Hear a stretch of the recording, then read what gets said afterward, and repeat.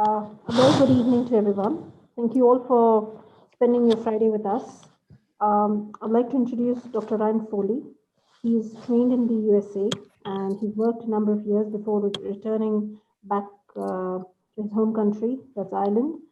And he set up his own clinic that specializes in musculoskeletal conditions. He's the co-founder of IKN. IKN is a concept that integrates neurology and guides us how we approach assessment and treatment of the anatomy. IKN is a concept that has been taught on every continent and is used by physiotherapists and other movement practitioners all over the world. I would ask Dr. Ryan to please proceed, and I'll continue from there. Absolutely. Thanks, guys, for joining. So, like Dr. Samia said, IKN is a relatively new concept.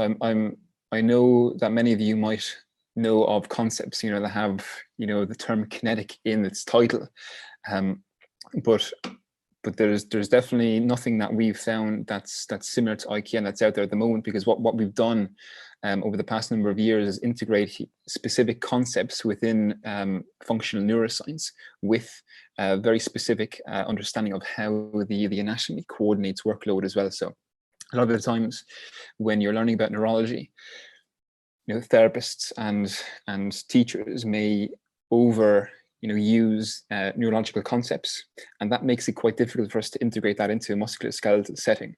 So what we always wanted to do with IKN was to bridge that gap between neurology and anatomy, and allow us to be able to use kind of similar things to what we're already using on a clinical level, but also use the information that we're going to present you today to to add more layers to what you're already using in clinic as well. And I'm sure for almost everyone here, the information that will be shared will be quite different to how you normally assess and treat the body, but how you normally kind of view the body as well.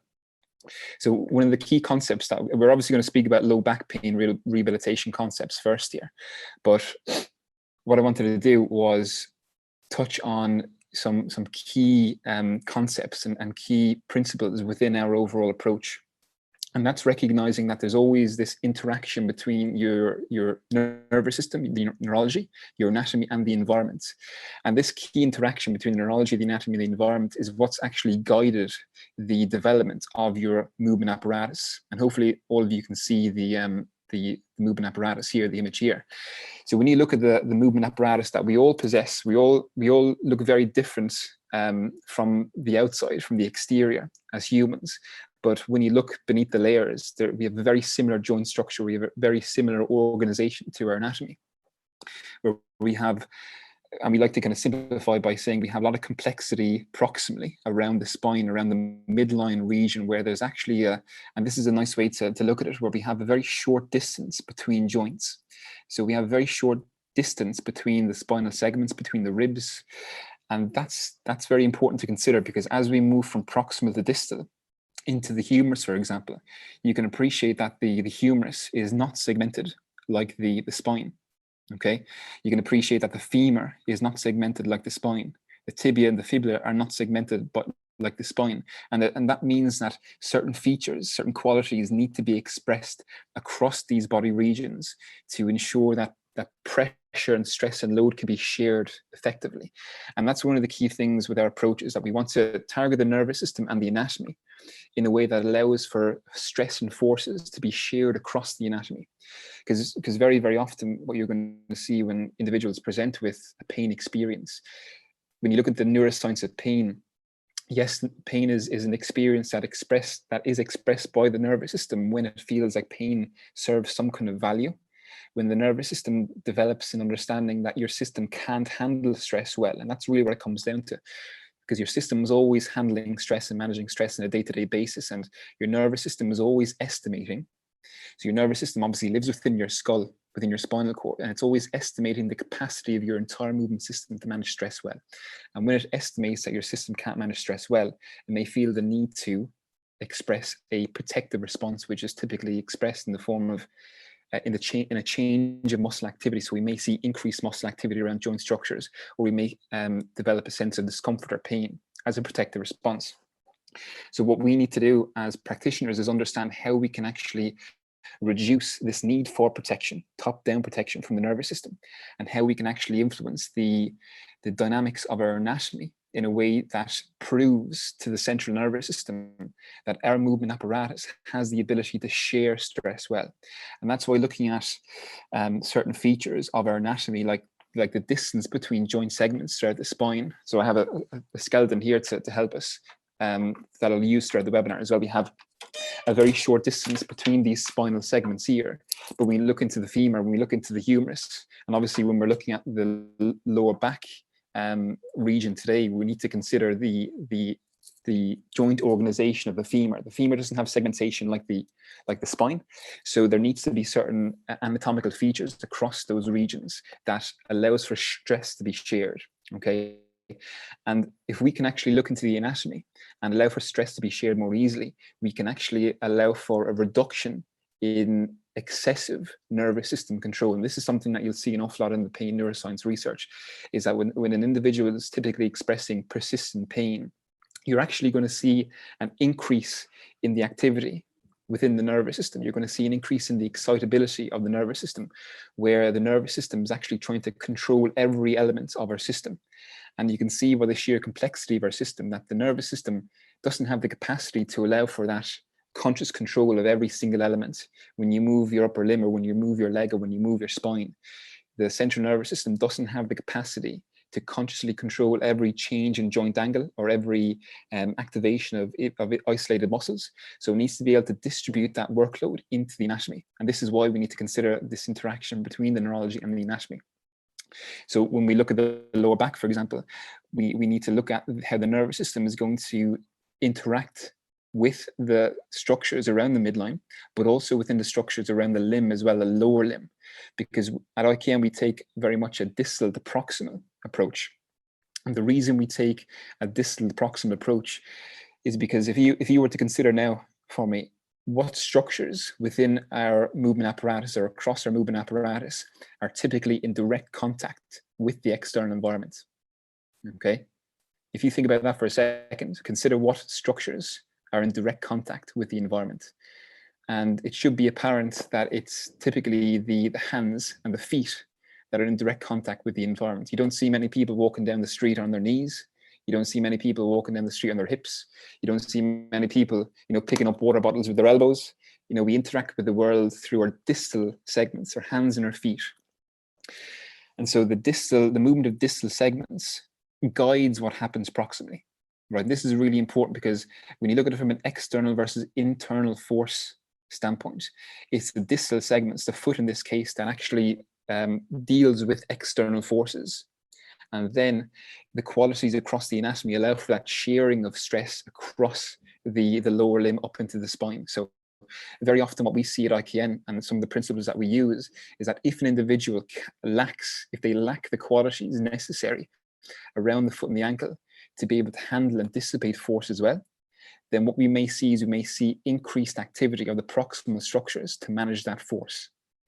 And obviously the midline is a region that's not typically designed to handle lots of forces. It's designed to be adaptable, and you can appreciate that from the complexity of it. Because we have all that segmentation, the spine is designed to be nice and adaptable and flexible in nature. But for it to be flexible, for it to be adaptable, it requires that the distal structures express certain characteristics to be able to handle external forces. And this is a key concept here, especially with lower back pain, is that because the distal structures are in direct contact with the environment, the foot is always colliding with the ground to manage gravity, to manage ground reaction forces. It needs to have certain features, and if it can't express those features, then the system will typically use the proximal structures to manage those forces. And that's when we may see increased protective tone, increased muscle activity around the spine as well, okay? So we need to consider, especially when we're looking at it from a neurological standpoint, we need to consider what kind of strategies is the nervous system using to manage stress and manage load. And your nervous system has two main strategies through which it interacts with your anatomy, particularly through the muscles. The nervous system will work to overcome forces or produce force against forces acting on our body. So that may be expressed through very concentrically driven muscle behavior. So if I'm trying to produce force, my nervous system is directing motor output into my tissues to overcome forces, okay? Versus the other end of the spectrum, we're decelerating forces, okay? Now, those are two different strategies, because one strategy is your nervous system and your muscles are acting on the environment, where you're trying to produce force against the environment. But on the other end of the spectrum, when you're decelerating forces, the environment's acting on you. Okay, so hopefully that makes sense. If the environment's acting on you, then you want to try and dissipate those forces. So a nice example of this is if you have a power lifter, right? If you have a power lifter and you understand what their body's trying to do when they're trying to lift heavy weight, they're trying to produce a lot of force. They want a lot of concentrically driven muscle activity throughout their tissues. Okay, a powerlifter doesn't want a lot of variability in their movement. They don't want a lot of variability in their spine, in their hips. They just want to create as much muscle activity as possible. Okay, but if you see a powerlifter running down the street who's very strong, they might not be very coordinated. They might not be very fluid in their movement. They might not be able to decelerate forces very well. They might not be able to sustain that activity for very long periods, because the strategies that their nervous system uses to interact with their body is very different compared to the strategies that are necessary to move over long durations. And so when we're looking at decelerating forces, that's when we have to have certain capacities that cooperate to share forces across broad surface areas.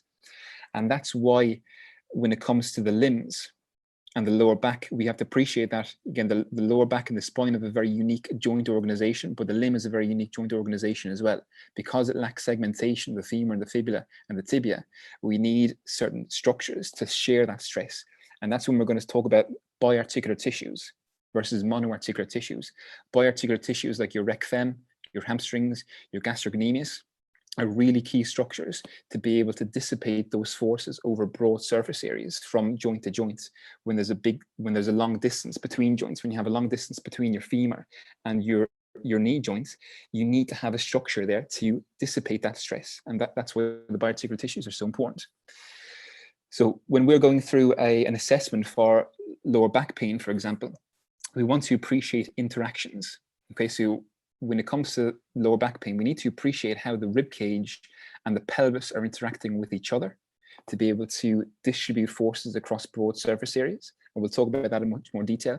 But we also need to appreciate how the pelvis is interacting with the femur, how the femur is interacting with the tibia and the fibula, and how the foot is interacting with the environment.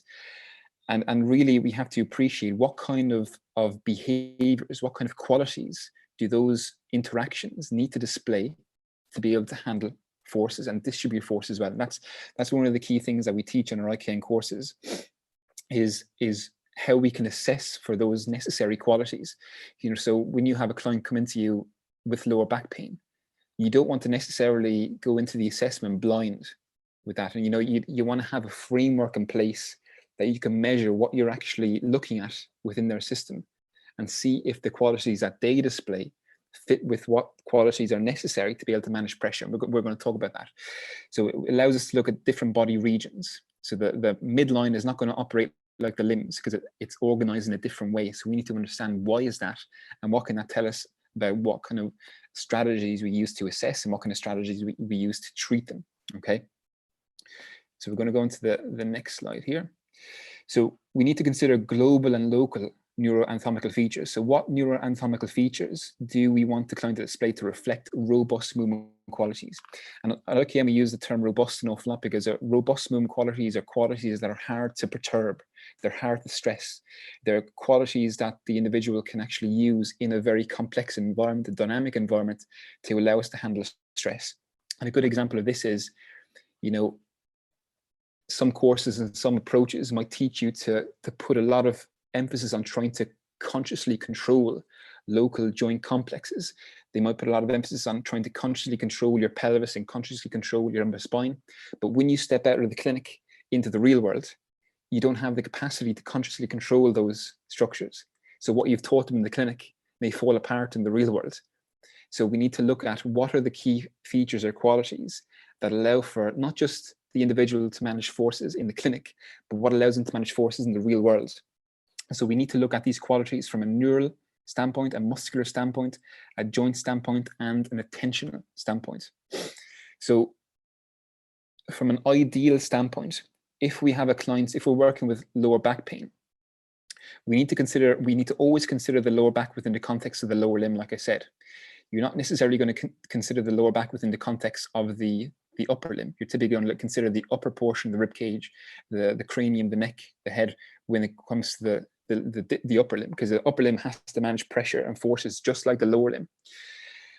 But because we have to recognize that the lower back isn't in direct contact with the external environment, if you think the way we like to think of the lower back is think of the lower back as a proximal extension of the limb. So we have the limb, when we look at it from distal to proximal standpoint, we have the foot, we have the knee, we have the hip, and then we have the pelvis and lumbar spine.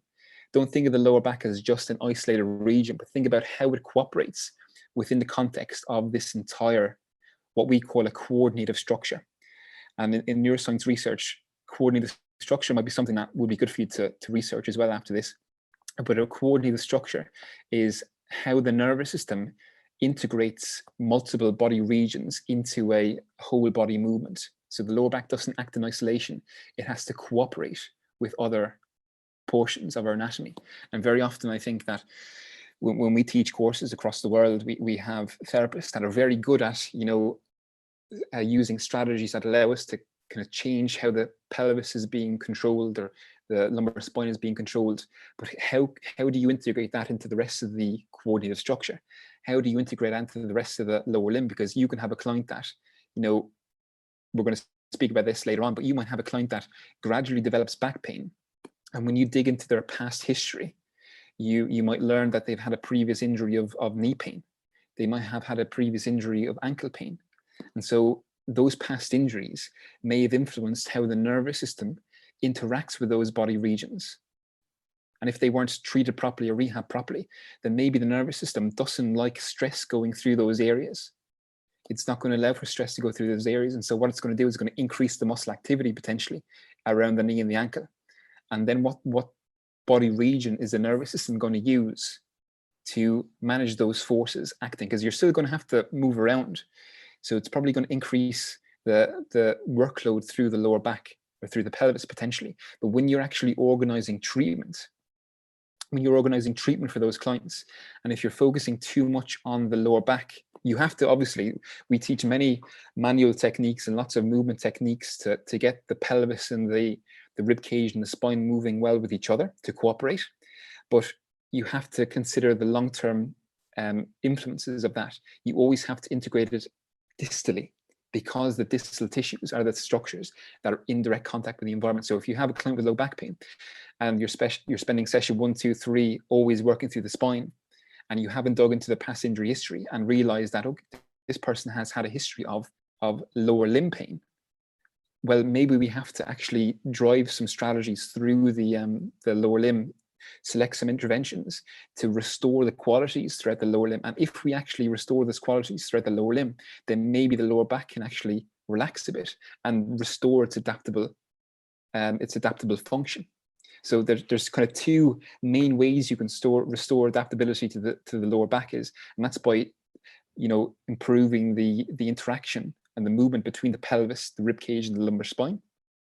Another way to do it is to get the lower limb better able to manage pressure. But that doesn't mean just strengthening the lower limb, blindly. That means we need to look for key qualities that the lower limb needs to display to manage those pressures. So we need to have certain qualities throughout the lower limb.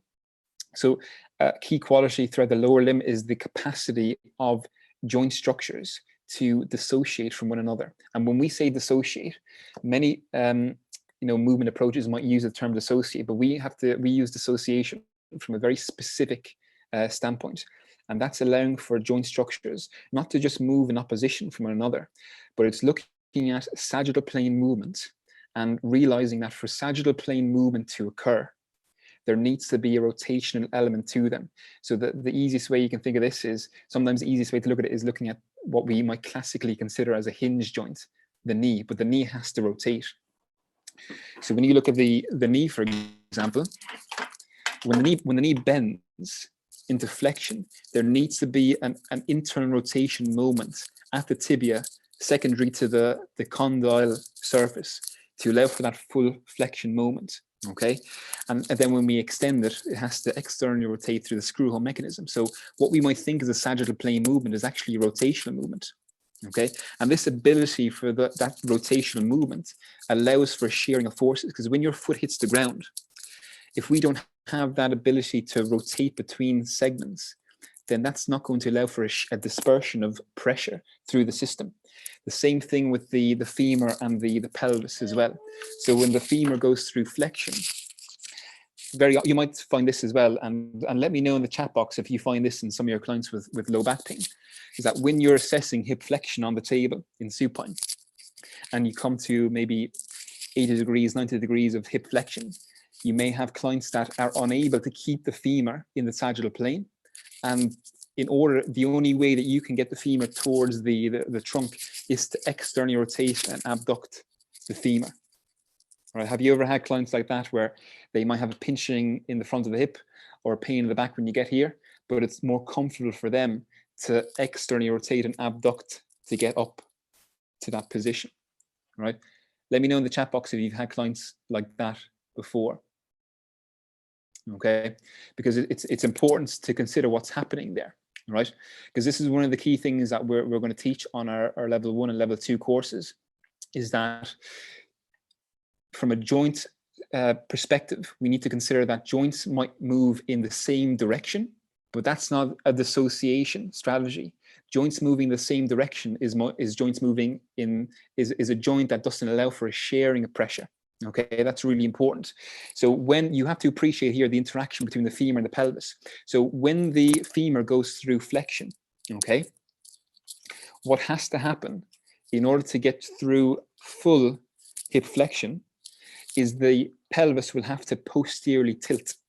Okay, and when the pelvis posteriorly tilts or rotates backwards, if you think about what happens at the socket of the acetabulum will actually retrovert, so it will actually face backwards, which is an external rotation. And again, I know I'm going through quickly here, but this is what we teach in our courses when we look at things from a joint perspective. But if the client doesn't have the capacity to dissociate between the pelvis and the femur, then when that pelvis goes back into external rotation or posterior tilt, it's going to drag the femur in the same direction, which is external rotation. But that demonstrates to us that they don't have the capacity to dissociate, because what we want to see clinically is we want to see that the pelvis can posteriorly tilt and externally rotate, but that the femur maintains its position in the sagittal plane. And if the femur maintains its position in the sagittal plane, then it's relatively internally rotated relative to the pelvis. Does that make sense? So if we can keep that femur in the sagittal plane, that means that relative to the pelvis, which is moving into a posterior tilt, the femur is staying in the sagittal plane and is relatively internally rotated, because if it was to externally rotate, it would move in the same direction. So what that can allow for us to understand from an assessment standpoint is we may have to restore that capacity to dissociate.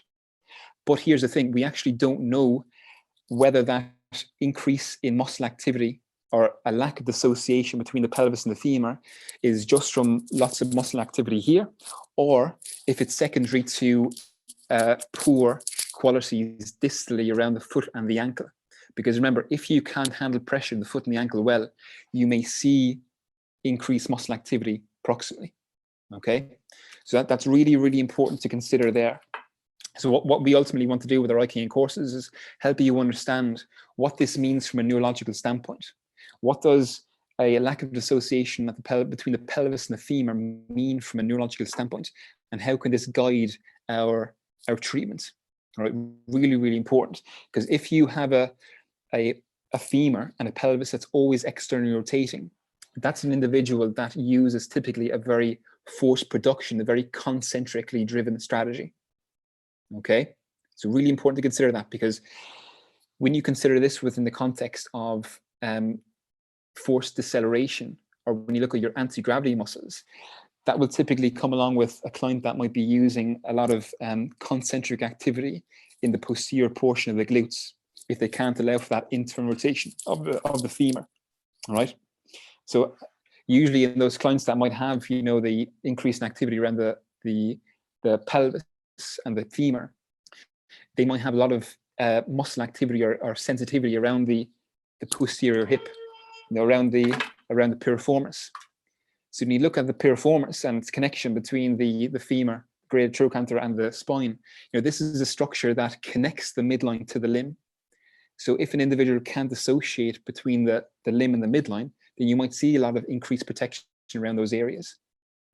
So what we need to do is we need to understand, well, can this client dissociate, number one, but can they actually allow for forces to be distributed between the rib cage and pelvis, but also across the entire lower limb as well? And that's how we organize our assessments. And that's what guides then our treatments at the same time as well. Okay, so it's not just looking at things from a joint perspective, but it's understanding what does that movement of the joint mean from a muscular standpoint. Because if you think of it, what's the most consistent stressor that we're always dealing with on a day-to-day basis? If you had to guess what's the most consistent stressor we're always dealing with, it's gravity. Gravity is the most consistent stress that we're always dealing with, because it's always trying to push us down, right? And so very, very often what you're going to see in clients that don't manage gravity well is you're going to see increased muscle activity in their anti-gravity muscles. So you may see an increase in muscle activity, tension and tone around the upper portion of the glutes. Like if somebody has lower back pain, they come to you and you stick your thumb into their upper glutes, they might jump off the table. I'm sure a lot of you've had that before. But instead of just putting pressure there, we need to understand, well, why? Why is that tissue there expressing increased muscle activity? Maybe it's because the rib cage and the pelvis aren't sharing pressure very well. Maybe it's because the lower limb isn't sharing pressure and forces very well, and the poor old low back in between is getting hit with all the stress. Okay, so really, really important to consider those. And so when we're looking at the system as a whole, we're looking at how are these joint structures interacting with one another, and what does that mean from a neural level, a muscular level, a joint level, and an attentional level. And when I say attentional, when you're walking down the street, where should your attention be? Should you be thinking about what's happening in the body? Should you be thinking about what your lower back is doing when you're moving? No, you shouldn't be. You should be thinking about the environment, right? Your attention should be distributed with how you can move in the environment. And what happens with pain is pain actually draws your attention internally. So you end up with somebody with low back pain, you end up distributing your attention through the lower back. So you might have somebody standing in front of you with low back pain and you're assessing them, and you ask them to bend down towards their toes, and all of a sudden you see this kind of thing where they stop and they think about how they're going to do it.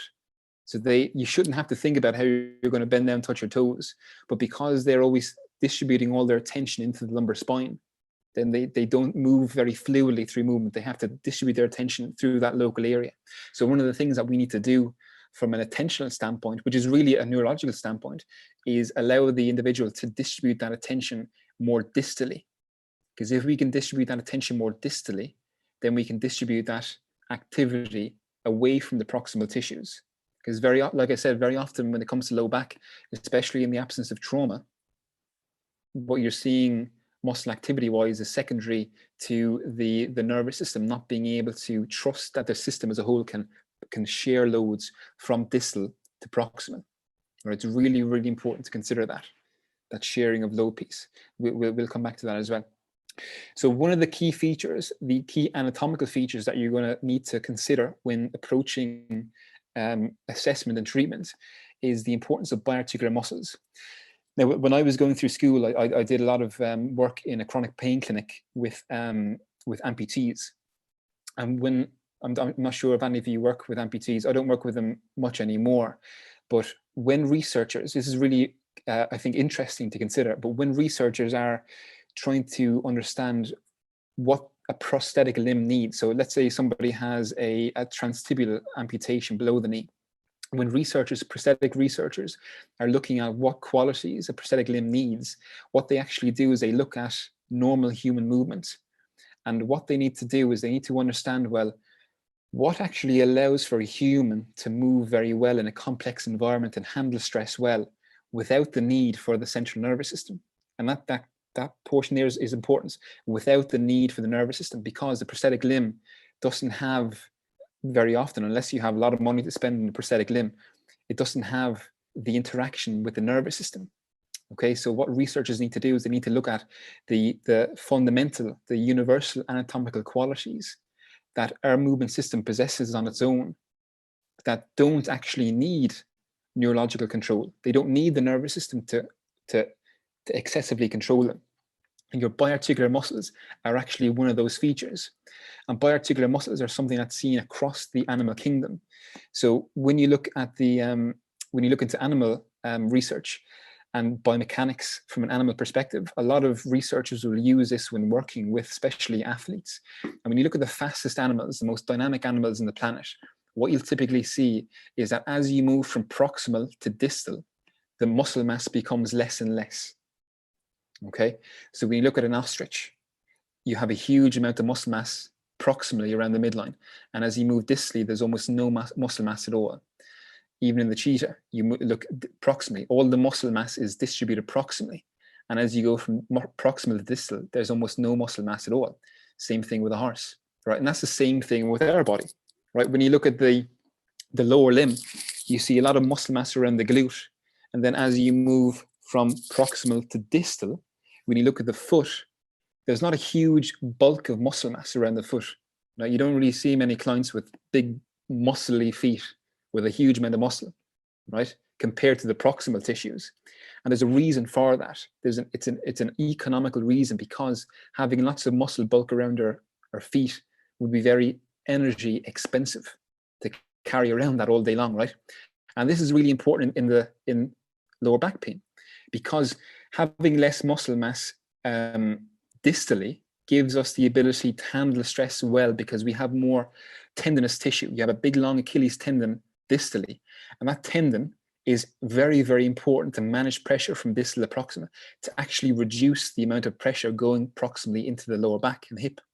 So very often what I see in my clinic is clients lack the ability to manage pressure and handle pressure around the foot and the ankle, so that the back can actually stay nice and loose. And you see this across the animal kingdom. Now, this is a really nice paper to look up as well, the role of monoarticular and biarticular muscles of the lower limbs in terrestrial locomotion, looking at the evolutionary advantages of that distribution. So when you look at biarticular muscles, they help to reduce excessive neurological control, because when your foot hits the ground, you don't want to constantly think about how the muscles are going to react. But these biarticular muscles, they express more isometric behavior to allow you to decelerate forces without the nervous system having to, produce too much motor output, because that makes things more economical then. So they allow us to distribute forces well from distal to proximal. Whereas when you look at monoarticular muscles, most of our monoarticular muscles are actually distributed more proximally. And monoarticular muscles are, like, the easiest one to look at is your glute, because your glute, and we talk about this in the IKN courses as well. Once we get kind of deep into the content, we look at the organization of muscles. And when you look at the architectural organization of the glute has actually very long muscle fibers compared to your gastrocnemius, which has shorter fibers that insert at an angle.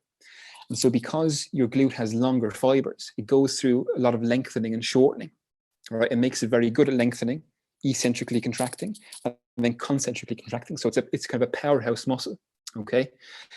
But the gastrocnemius doesn't go through a lot of lengthening and shortening. It's actually the Achilles tendon that goes through a lot of lengthening and shortening during walking gait. And it's the gastrocnemius actually expresses more isometric behavior. And that's a really important principle to consider, because that allows for a diversified role of structures. So the easiest way I can talk to you about this is that in order for our movement system to be very adaptable at handling stress, each portion of our anatomy needs to take on a different behavior. So proximal muscles won't act like distal muscles. So the structures around the lower back will behave differently to the hip, to the knee, to the foot, right? So every structure has a different job to do. And that's why at IKN, we place an awful lot of importance on making sure that we can restore those kind of qualities. So we want to store a lot of concentric and eccentric capabilities back to the proximal structures that allow them to be more adaptable. But in order to do that, this is important, in order to do that, we need to also allow for the distal tissues to be more isometric, because isometric tissues are better at dispersing load very quickly and over a broad surface area, right? So a lot of our strategies that we use early on kind of try to manipulate isometric and eccentric muscle behavior to disperse forces and decelerate forces, but it's important to consider where we need to do that in the context of the unique client.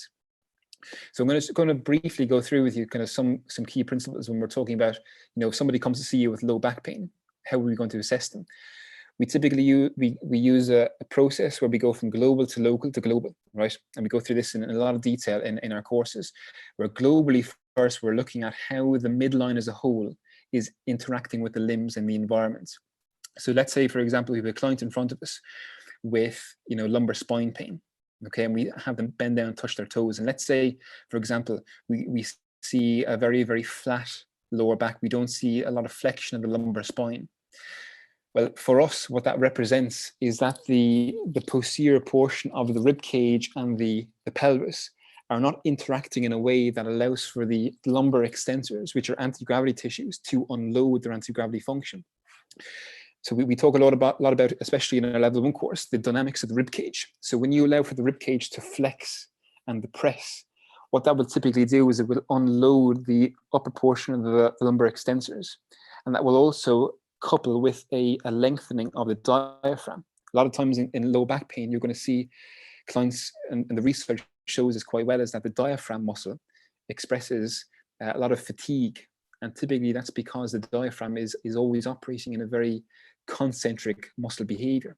And when we inhale, that's when the diaphragm will drop and be more concentric. It will actually shorten when it drops and descends. And when it lengthens and ascends, it relaxes. So eccentrically, it expresses more of an eccentric behavior. And that capacity for the rib cage and the diaphragm to do that is very, very important for the low back tissues to be able to relax. And very often in lower back pain patients, we forget about that. We just want to try and kind of contract the transversus abdominis or contract the rectus abdominis, and we forget about the dynamics of the rib cage. So that's really important as well. Same thing when looking at local muscle behavior and joint behavior and neural behavior. That's going to influence how we kind of assess the lower limb and the midline. So when we assess somebody with low back pain, we're not just assessing the low back, but we're assessing the entire lower limb. We're even looking at the foot and the ankle, because if the foot and the ankle can't do or can't express a certain quality, then that's going to influence how forces are going through the entire lower limb into the back. So looking at the entire, like I said before, the coordinative structure just allows us to make much better decisions as therapists as to what the client actually needs to be able to reduce excessive stress going through the lumbar spine. And so we use a global to local to global approach, and each assessment portion is very, very different. So we kind of map the body region behavior. And this is just an example of how we might map the lower limb, for example. So we're not going to go through this in a lot of detail, but the findings, when we go through this in the course, the findings from the assessment findings from the entire lower limb and lower midline give us an understanding of what kind of strategies the client's using. For example, so if you have a situation, and I think I have this in the next slide, if you have a situation where an individual lacks hip flexion, and the only way they can flex the hip is by externally rotating the femur, and those might be those clients that walk and they have their feet turned out, right? And typically they turn their feet out because they're lacking that internal rotation at the femur, so it gives them more room to operate. That tells you that they lack dissociation at the pelvis and femur. And on the course, we go through lots of, kind of key things that we can look at that might guide how we might treat that client, right? Because that's going to be really important if you see something like that. So like I mentioned before, if you're looking at, and this is just a passive assessment of the hip, but what we want to try and make sure that we do on our level 1, level 2 courses is teach you how you can actually gain much better information from each assessment. So it's never a case of trying to get more fancy techniques or learn lots of different things, because if you have so many things in the back of your mind in a clinical situation, that's even worse than knowing less information. It's actually better to know less or do more with less than have a huge toolbox and you never know what to actually use. What's much better to do is to have assessments in place that you know exactly what's happening, and that what's happening there can guide exactly what you're going to do. So if you see something like that, you know exactly what you might do from a treatment standpoint to restore what is necessary to be able to share load. Because obviously if that's happening, there's no dissociation between the femur and the pelvis. So one thing we need to do is restore that dissociation. So you're not just looking at it as a pass or failure. You're not just looking at a hip flexion assessment to see if they can achieve an outcome, but you're understanding, well, what do the joints have to do in that motion? What does that mean from a muscular standpoint? What might that mean from a neurological standpoint? And this all helps with the assessment process. So can the femur stay in the sagittal plane? You'll typically see if it can't, or if it can't dissociate. And again, this is just one example. You might see a pinching anteriorly. You might see a deviation to external rotation and abduction. You might see a flexion of the opposite limb because they can't actually dissociate the left side of the pelvis from the right side of the pelvis. So just like the femur and the pelvis need to move in opposite directions, the pelvic bones need to oppose each other as well. Okay, and that's really important. You'll often see that, like, so if you're flexing the hip here, this is just a picture from a course, the online course, you'll see that opposite knee flex a lot because they're unable to keep that femur down because the whole pelvis is coming back the way. And that means that you might need to distribute a lot of your treatment proximally first before you go distally. And that's really important to consider from a clinical standpoint. So we're going to go through, you know, two case studies here very, very quickly, just to help you, just to give you a very, you know, very simple insight into, from a treatment perspective or an assessment perspective, how might we know when to, you know, focus on the lower back and the midline region versus why or when might we go to the limb quickly. Okay, so let's say we have a case here, a 59-year-old female with persistent right-sided low back pain. So right-sided low back pain. Started in her 30s after a fall in work. It's worse when she transitions from sitting to standing, but it gets better after some movement. It's worse in the mornings, but better throughout the day. So you need to consider what's actually happening there.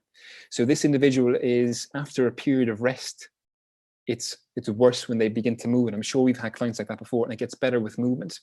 So this is a situation where when the individual is probably at rest, the proximal muscles around the spine are struggling to relax. So there's too much muscle activity proximally, and that doesn't allow them to down-regulate. So when you're at rest, the muscles need to express a certain behavior to match the demands of that task. So if you're trying to rest, but your muscles are expressing a lot of activity, you're probably going to feel quite stiff when you first get up. But then when you move and you start shifting that pressure and that stress into the limbs, or the limbs start to take a bit of that pressure, then the low back might free up a little bit. So in this scenario, you may have to do more work proximally first and start to get that pelvis and rib cage moving better with each other before you start getting that pressure into the lower limbs, right? When the pain's in the back. Some things you might see there from an assessment standpoint is you might see a poor ability of the lumbar spine here to unload. And you might see limitations around the hip into internal rotation. You might see limitation in hip flexion. But when you look at the knee, there's a nice bit of movement at the knee. When you look at the right and left ankle, there's normal movement around the right and left ankle. So that tells you that the distal tissues are able to operate quite well. So maybe it's if the distal tissues aren't at fault for leading to that excessive muscle activity proximally, maybe it's just an increased muscle activity, potentially secondary to the fall at work in the past or the nature of her job. Okay, so this is just a simple way to understand, well, do I need to do more work proximally? Because oftentimes doing work around the low back and low back pain doesn't help it, right? That's when you need to either think, I need to change the strategy, or I need to look distally, okay? And so we're going to come back to this thing here, to this study here. But we have another kind of case scenario here with a different behavior, symptomatic behavior. So we have a client, 45-year-old male with persistent right side low back pain, gradually developed over the last 3 months. It's better at rest. It's worse with movement. So this is a client where it doesn't get better with movement. It gets worse with movement, right? They have a history of bilateral ankle sprains and right medial knee pain. So this is a situation where potentially the lower limb isn't able to manage stress well from distal to proximal, and you have a situation where the lumbar spine is taking most of that pressure. So it doesn't mean we go straight into the foot and the ankle or the knee and start getting those tissues handling stress better, but we might need to go to those areas quickly. And this is when, this is just an example of one strategy that we might use, but the treatment process that we use is very, very specific, that we'll touch on in the next slide very briefly. But this is when you're going to start kind of trying to change the behavior of the foot and the ankle. So when you're walking, one of the most important phases of gait is mid-stance, right? So when you're walking and your heel hits the ground and your foot goes flat and your tibia begins to move over the foot, which is called an ankle rocker. We'll focus on gait an awful lot and being able to analyze gait a lot in the course as well. But when that happens, the metatarsal heads need to be able to be responsive in a way that allows for the gastric and soleus muscle to express more isometric behavior, because that allows them to distribute stress. If a client can't, move well into that mid-stance region, then typically what they'll do is they'll increase the activity of those proximal tissues. And that's when you'll see clients, turn the feet out. Because if a client turns their feet out, what they can do then is they can roll off the inside of their first metatarsal head. And that means that they don't have to, so if I show you my feet here, hopefully you can see. So if you see my left lower limb here, if I'm transitioning through gait and I contact the ground with my heel and I move the foot flat and I start to progress over that, that allows me to get that pressure into the first metatarsal head. It allows my gastric to be able and soleus to be able to express more isometric behavior to dissipate that stress well. But if I can't do that, typically what I'll do is I'll just turn it out. So I'll do this and it'll just allow me to go through here. So when I turn the foot out, I don't have to progress into the metatarsal heads. I can just roll off the inside like that. So it actually makes it easier for my body to transition over the foot. But here's the key thing. It doesn't allow you to be adaptable. It doesn't allow you to take advantage of those distal structures to manage pressure. So in these scenarios, we might have to work on specific bridging activities that allow for the metatarsal heads to restore that isometric behavior. And sometimes, again, you can layer that with proximal structures. So here we're kind of on a foam roller. We have the heel elevated off the ground and we're building tension through the metatarsal heads to posteriorly tilt the pelvis and lift the pelvis off the ground. But what we can do to allow for dissociation between the femur and the pelvis is that we can internally rotate the femur. Okay, so if you think about what's happening here, in this moment here, I have my pelvis posteriorly tilted on the ground, okay? And the flexion of the opposite limb helps to facilitate that. So now my pelvis is in a posterior pelvic tilt. But if I slightly internally rotate my femur, what that does is it allows me to work on that dissociation. So now I'm dissociating those structures, but I'm also getting the gastroc soleus and the hamstrings to work isometrically. And I'm also retraining the system's ability to manage pressure well through the metatarsal heads, which trains the body's ability to manage pressure when they're standing and walking. And then I can manipulate the position of the foot and the ankle to try and train more dorsiflexion or more plantar flexion. We can use a medicine ball, you can use a stack of books, you can use a foam roller. But this is one strategy that I'll use an awful lot in clinic with clients when trying to reduce the activity around the lumbar spine. Because instead of trying to put more muscle activity into the back, I can take muscle activity out of the back by putting it into the distal tissues. Okay, but we might need to work towards this. So, from an assessment standpoint, it might be a case where you still might have poor lumbar unloading. This is the key thing here. You still might have, poor unloading of the lumbar spine, but they still might be stiff in the back.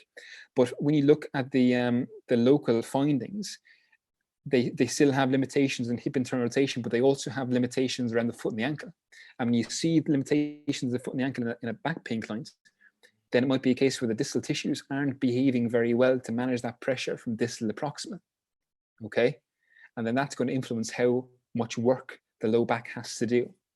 Okay, so in the IKN level 1, level 2 courses, we're going to go very, very deep into a lot of detail and really change how you assess and how you treat the body, but just give you a lot more information that you can use to guide what you're going to do. It'll make you a much better therapist. You'll be able to view the body and see the body in a much different way, understand how the bones all move relative to each other in the upper limb as well, in the midline, and that's just from a joint perspective. But then we can look in a lot of detail about how the nervous system interacts with different body parts, what kind of muscles we need to work with, and since developing this kind of process, the feedback that we've gotten from therapists is that you just have a lot more kind of confidence in a clinical situation. You're not going into an assessment or treatment blind. You know exactly what you need to do to allow for the system as a whole to manage pressure very, very well. Okay. So we're not going to speak about the shoulder area. All right. So, you know, obviously, when you ask a question there about nerve treatment skills, we go through a lot of nerve-based treatment strategies in the course as well. But what you need to consider with nerves is nerves need space to move. Okay, so instead of just always going through a nerve, mobilization drill, we need to understand how are the muscles behaving. And muscles might behave more concentrically, where they're always contracted, or they may behave more eccentrically. And if you have a muscle that's always contracted, and you think about how well that nerve is moving through there, does it have the space to move through there? Potentially not. So we might need to, instead of just doing nerve mobilizations, we need to understand how we can change the behavior of muscles as well in conjunction with that. But that means looking at the entire system. So let's say, like you might think you have, if we keep it consistent with the lumbar spine, let's say you have what you might think is a piriformis type syndrome, right? You have a lot of high muscle activity around the piriformis muscle, a lot of concentric activity, you can say, and that's not allowing for the nerve to move through there very well, and it's potentially creating, referred pain down the leg. Instead of just stretching the piriformis and mobilizing the sciatic nerve, we can still do that, but we have to consider why. Why is there a lot of muscle activity in the piriformis? Maybe it's because there's not enough qualities distally to allow for that dissipation of workload. Because if the distal tissues aren't doing what they need to do to handle stress, then what you might find is that the proximal structures need to express a lot of concentric activity. Right? So that's just one example of how you might need to change your thought process there. And just lastly, to go through, so, obviously we've spoken a lot about specific concepts when it comes to low back. We've spoken about some assessments, but when it comes to a treatment process, the treatment process is very much a kind of a step-by-step process where we combine global strategies with local feedback strategies. So if we're working with the low back, it might be a case where we need to restore the association between segments first. Then we work through what are called overcoming and yielding strategies. And these are just different ways in which we'll organize muscle and joint behavior. And we're not going to talk about that in too much detail now, but it gives you a way to understand, well, how might I have to load the hamstring? How might I have to load the glute? An overcoming strategy is a very concentrically driven strategy. A yielding strategy is a very force acceleration driven strategy. And the way you do that will depend on the client. So best case scenario with every client, we just need to prove to the system that we can manage stress well. And that's where we're moving from global association to overcoming to yielding to coordinated strategies. But in between those different points of the process, we may need to implement some local feedback strategy. So we may need to do some local treatment around the femur and the pelvis to get a bit better, feedback around that, better association before we move into more of an active global dissociation strategy. Right, and those will consist of manual strategies. They'll consist of more kind of local kind of muscle engagement strategies instead of just going to global movement. Right, so at each point of the process, we may need to incorporate a local feedback strategy, but that's what we'll teach you when you might need to use something like that, or when you might be able to just progress fairly quickly through the the global strategies as well. Okay, so what's in red is more global driven, what's in blue is more local driven, but it's all about, especially in the context of low back pain. So I want to make this very clear. And I'm going to come back to this in just a second. We're trying to take advantage, that's the word, take advantage of the unique architectural organization of the lower back and the lower limb. Because the way the architecture is organized, because of the way the joints are organized, because of the muscles, there are fundamental ways that the system has evolved to be able to manage pressure. right? That's why we all have this unique organization. That's why animals all have that very unique organization, because it allows them to be more economical in how they distribute forces. And so obviously I'm going through it very, very generally now, but we can get very, very deep, and we can develop a lot of better understanding of how our system moves and how it should move to be able to manage force as well. This is just a study on how previous ankle injury can cause an increase in muscle activity. So when it comes to managing our body mass in space, I'm sure a lot of us have heard about ankle strategies and hip strategies. And ankle strategy is typically what we want to use because it's low energy. It allows us to be responsive to movement. Hip strategies are strategies that we need to use to manage our body when we've been pushed or shoved.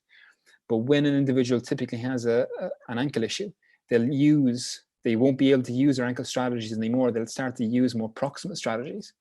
And what this will do is it will lead to a lot of muscle activity distributed proximally. Right. So the key thing here is just in low back pain cases, we need to consider how past injuries may disrupt how the entire lower limb and midline are managing pressure. So the key things to take away from today is that if we have low back pain, we need to consider what's happening locally, but we need to consider, how the rib cage is moving on top of the low back. And we need to consider how the foot proximally is handling pressure as well, right? Because ultimately in the presence of lumbar spine pain and low back pain, it's just typically a lot of stress going through a local area. And instead of just trying to reduce that stress by doing a local technique or trying to rub and massage the area, which might be important, we need to think about how the system is organized to better distribute pressure over a broader surface area, because that's how our anatomy has evolved to be able to allow for that. But when we have pain, we've typically lost that capacity, right? So that's a really important piece to consider there as well, okay? So hopefully that made a bit of sense. It might be a different way of thinking about the body, but it's definitely a new way for a lot of people. But trust me, it will make the assessment and treatment process much, much easier for you to be able to manage, but also much clearer for you from a clinical standpoint as well, okay? So we're just coming up to the hour now. What we're going to do now is I'm going to just stop this share. If anybody, I know I'd love to kind of have time for questions. I know many people might have questions, and we'd love to get to some of them. But what I'm going to do is I'm going to just share another slide here. Sumaya, do you want to come on and have a few words with people there? Yes. Yeah. Thank you so much, Dr. Ryan, for the amazing webinar. It was really informative, and I think everyone's going to agree with me on that. IKN is going to come to Dubai, inshallah, in September, but we are starting our first batch. Dr. Sumaya, sorry to interrupt you there. Yes. Can you give me the capacity back to share my screen so I can share the PowerPoint? Sure. So I think if you make me the host again, I'll be able to share that PowerPoint, that Dr. Fike.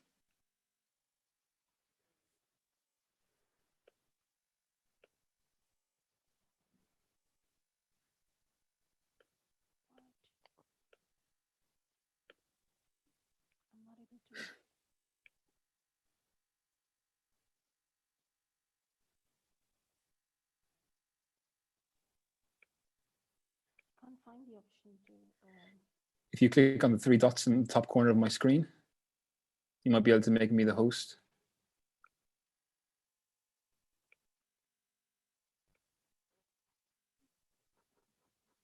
Yeah. There you go. Yeah, perfect. So we have, okay. So just to jump in there quickly, guys, the main reason that we wanted to share this webinar is just to give you an insight and see, what to expect from the IKN course. And it's going to be very much based on, how we can restore that capacity to allow for better assessment strategies, better treatment strategies. So we want to give you kind of insight into what to expect now and what we're trying to do over the next few months with our online course and in-person courses as well. So I'll kind of jump to this slide here. Sumaya, do you want to take control of this one? I think, yes. This is brief about what IKN is and how we have structured the online course as well as the in-person course so that it helps everyone and to make sure that the online course is an adjunct, is an add-on to the previous, the previous format of IKN course, which was in person. We're going to have, we can move forward, Dr. Ryan. Yep. We're going to have, I think you can go 2 slides forward. This one here? Further. Yeah, so we're going to have level 1 and level 2 of IKN online.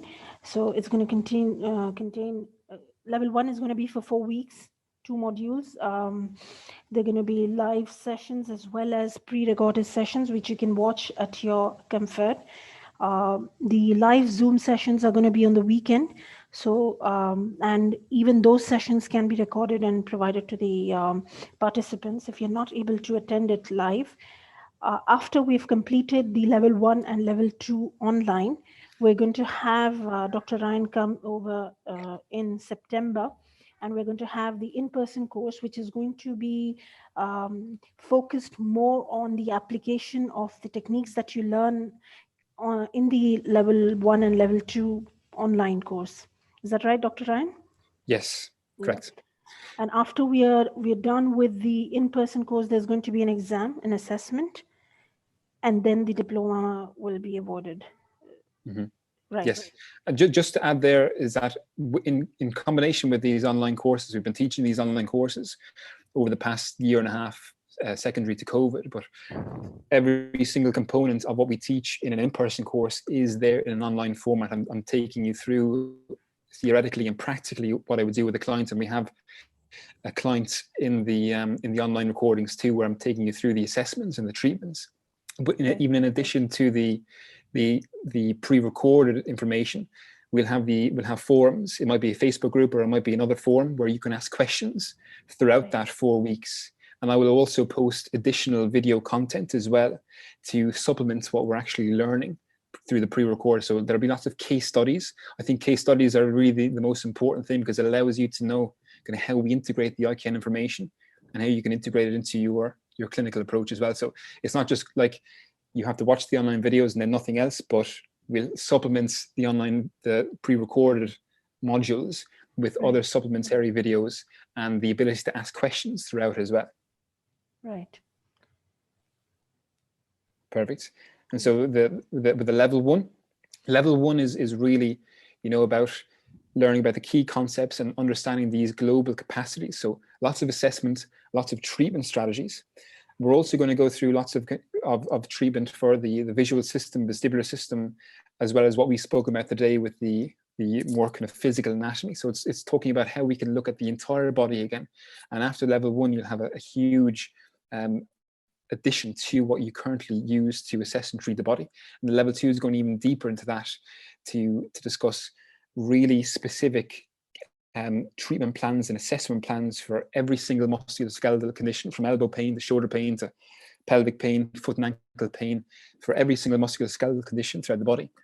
So really, really in-depth information, and obviously having the in-person addition to the online stuff as well in September, on September 10th and 11th, will allow us to integrate all the information that we've gone through already in level 1, level 2, and actually go through lots of case scenarios. We'll do lots of live treatment sessions, which I think are the best things to use to help you understand the material. And after that, I think it will certainly change how you approach your assessment and treatment of clients with musculoskeletal conditions. Is there anything else there that you wanted to touch on, Sumaya?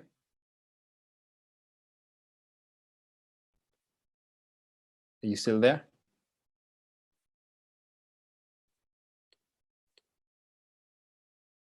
Oh, let me see if I can find you.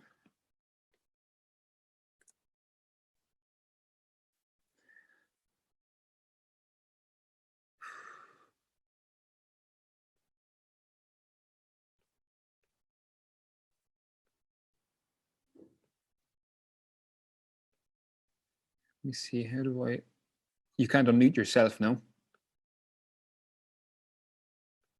Okay. Let me see here now.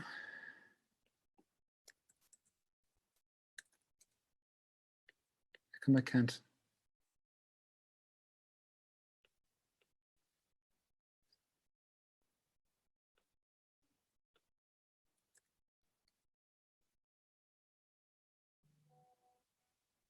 No, there you go. I asked you to unmute. Yes. Are you there? Yes, perfect. Yes. I think you've covered everything. Okay.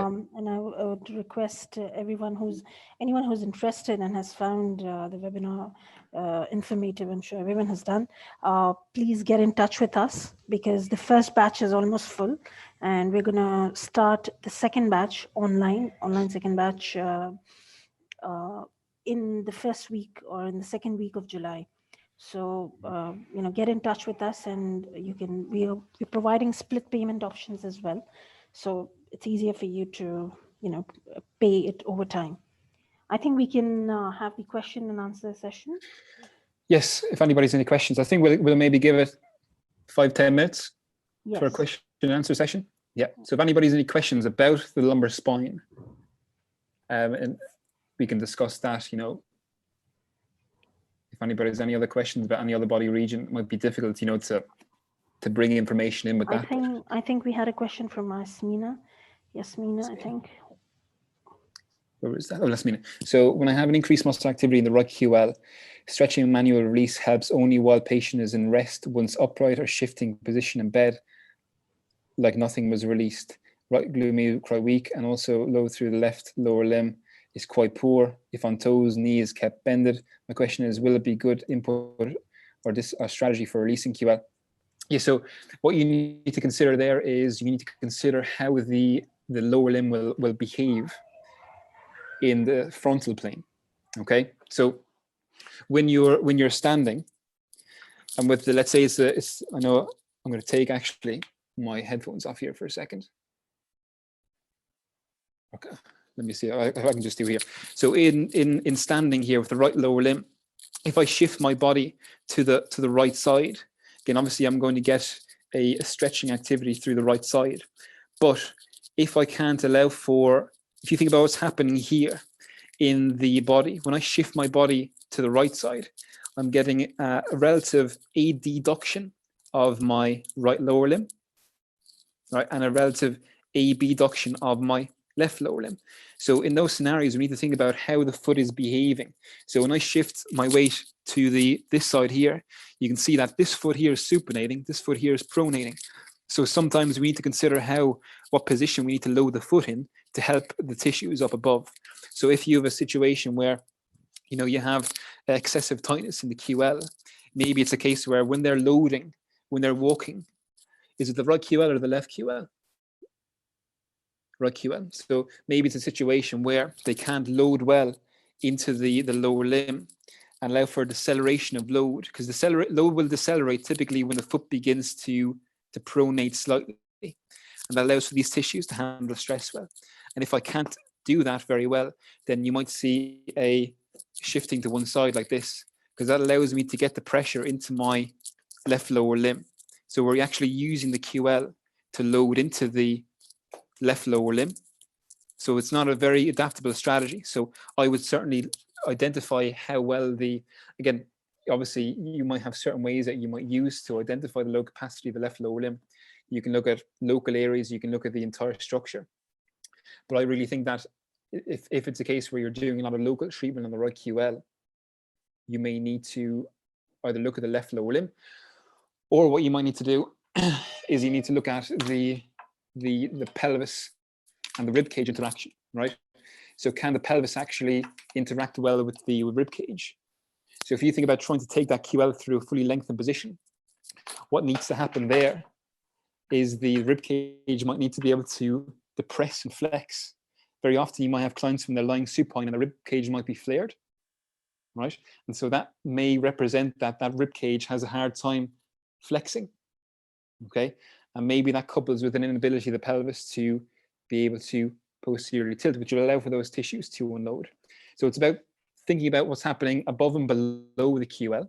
but the QL is maybe just an area that is expressing too much muscle activity secondary to poor mechanical movement at the rib cage, the pelvis, or poor load sharing qualities throughout the lower limb as well.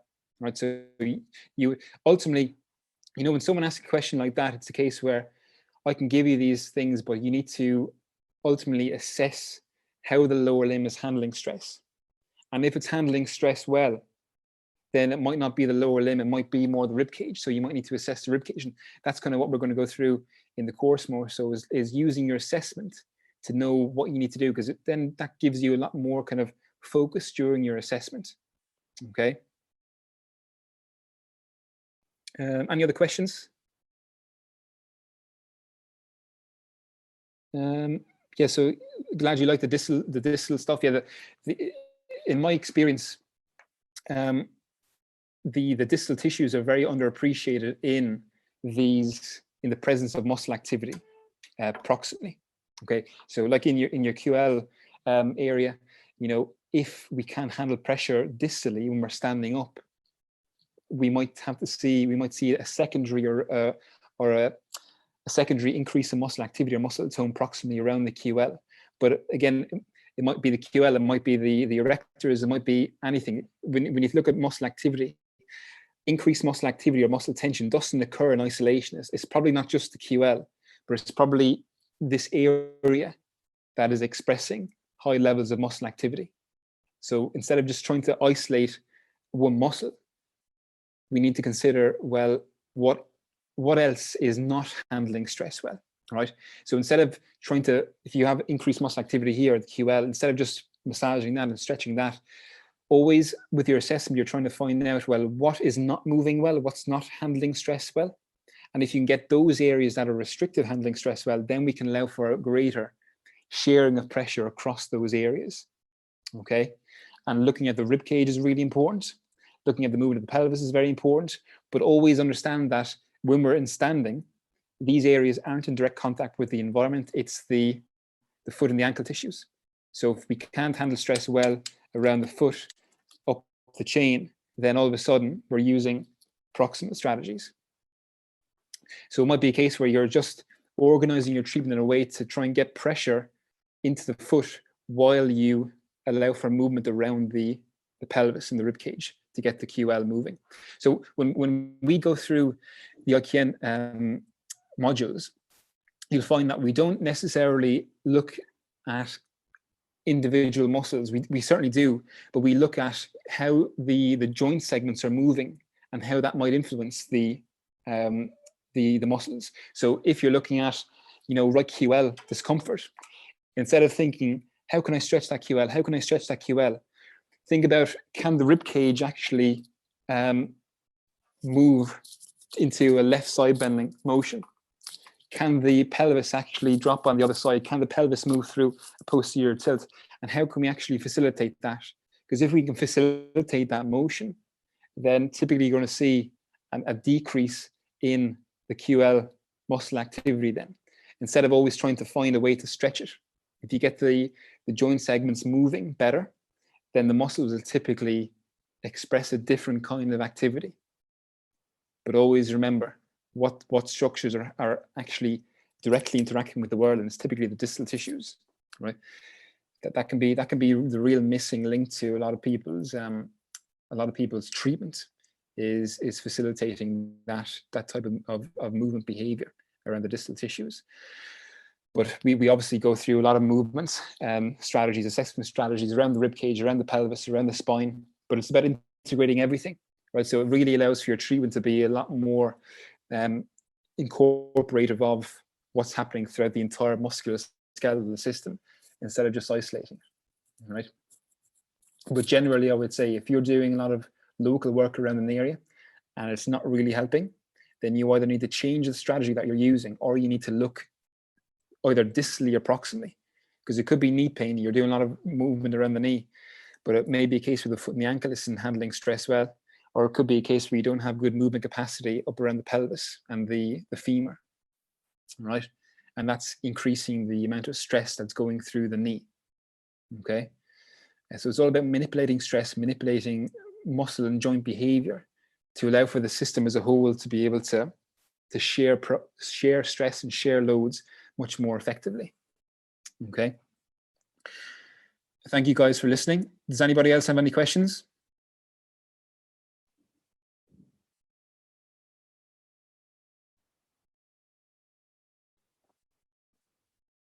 Let me see now. Hopefully I answered that question for you. I think it was Lazmina.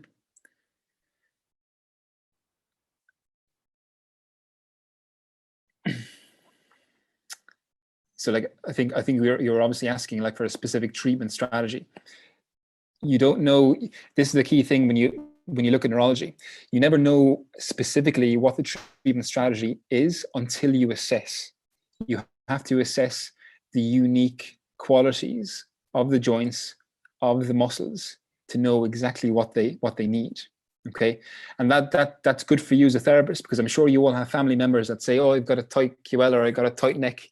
What do I need to do? What stretch do I need to do? Well, this allows you to be able to say, okay, let me assess you, and let me understand how everything's moving. And if it's not moving in a way that allows for stress to be shared, then you have your treatment. So you don't have a treatment until you have a good assessment.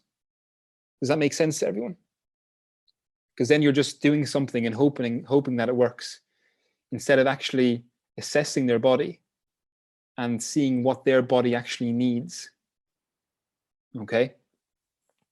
And hopefully that was kind of made clear with the case studies. Sometimes people need more work proximally because of certain symptomatic behaviors, certain movements. Sometimes people need more distal strategies, and that's why we're keeping it quite general in that regard during this webinar, because we haven't assessed anyone specifically. Okay, so I think this information will just make you a much more well-rounded therapist, and use information, because that's where, in my experience, and what we're seeing a lot, especially in the US, is that where treatment, physiotherapy specifically, is going, it's going in a direction where people are trying to focus less on trying to find fancy exercises and focusing more on being specific to the client in front of them.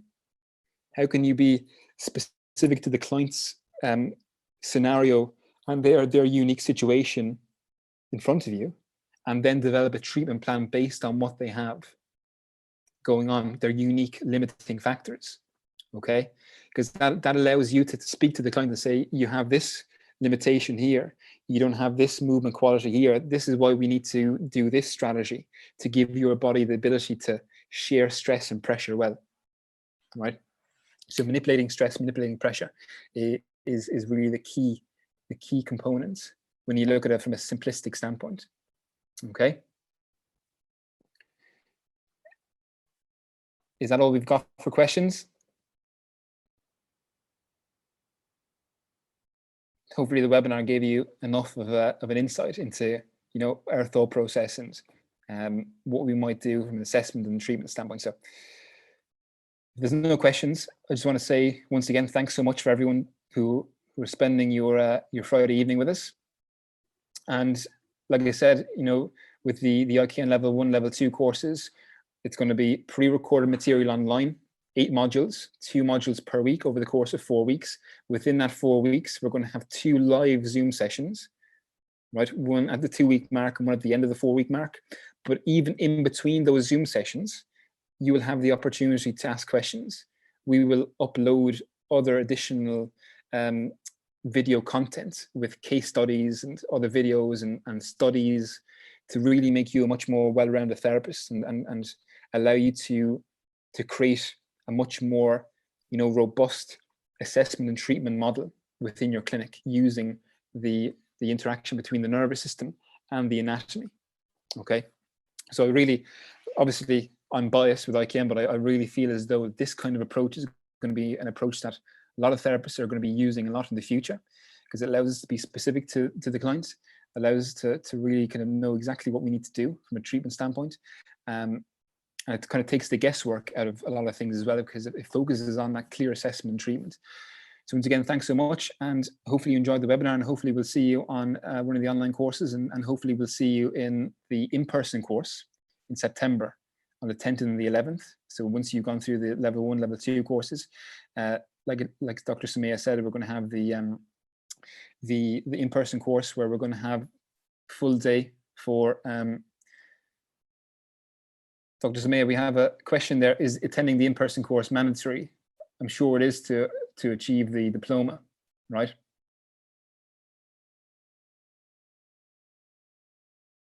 And I would recommend, if somebody is from outside Dubai, that's a good point. I'm sure we can definitely work around that going forward, because obviously, you know, a lot of people might be outside of Dubai, you know, because we're kind of hopefully on the other side of COVID. It'll be a situation where, you know, we're going to have lots of other in-person, you know, scenarios that you can come to that are not in Dubai. You know, this is just the first one, but I'm sure it's a case where if you take level 1, level 2 in July, the next one coming up, you can potentially wait. Let me see. Sumaya, are you there now? Yeah. Regarding the person who wanted to attend, in person is a course would be important for you, especially because he's going to have it's going to have a lot of practical application. So it's very important. And if you're not in Dubai, inshallah, we're going to plan a trip. Like Dr. Ryan was saying, that after COVID has settled, we're going to plan a trip for Dr. Ryan in India as well. So it's not going to be the first time he travels to India. And I think, Preeti, you're from India, if I'm not wrong. So yeah, we will have. So once you've done with the online course and we come to India, we can have, you can participate in the in-person course in India. Perfect. Yeah. So it's not like when you take the level 1, level 2 course now, you have to take the next in-person course. There's time there. And I think this model will really help a lot of people, you know, learn the IKN material much faster. And you know, I think it's going to be, you know, you'll be able to integrate it much faster into your clinical practice. But the in-person days, well, the pre-recorded materials is all very, very practical. We're going through all the practical assessments, all the practical treatments. The in-person days just help to refine that, and you'll be able to see me how I'll treat people in the audience. We'll go through, you know, specific conditions and how we might organize the assessment, how we might organize the treatment plan, because that's going to be the key thing. I think that we found in the past when working with students and other physiotherapists. Okay. Fatima in Oman, inshallah, if it's possible for you, do join us in Dubai. If not, we'd be happy to come to Oman. Please get in touch with us, and we'll plan. We'll schedule an event in Oman as well.